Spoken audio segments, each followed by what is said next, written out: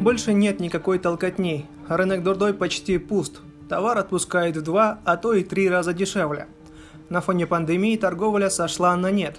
Кенже Байкуловой удалось продать первый товар лишь к обеду. Купили сумочку за 500 сомов. Впервые за 8 лет у нее продажи сократились до минимума.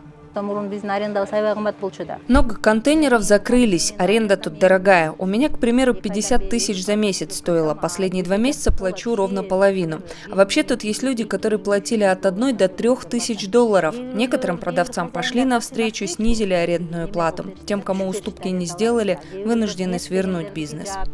Рынок раскинулся на 100 гектарах. В нем 18 тысяч контейнеров. Среди частых покупателей – казахстанцы и россияне. Обычно в августе торговля идет лучше всего. Казахстанцы приезжали закупаться, а в этом году оттуда никого. Даже наши не приезжают за покупками.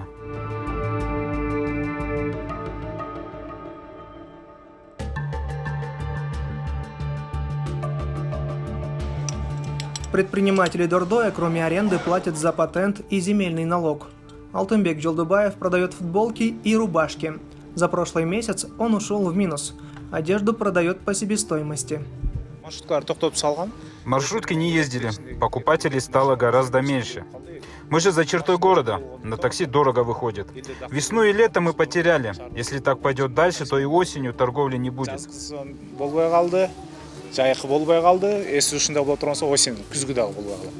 Контейнеры оптовиков закрыты. Пока границы не откроются, торговые ряды будут в спячке. Пришлось несладко и продавцам канцтоваров. В это время детей готовили к школе. От покупателей не было отбоя. Учебный год начнется в режиме онлайн, так что канцтоварами закупаются только офисы. В сентябре-октябре возможна вторая волна пандемии. Мы опасаемся брать новый товар. Ведь покупателей и так мало. Приходят, берут по одной ручке и тетради.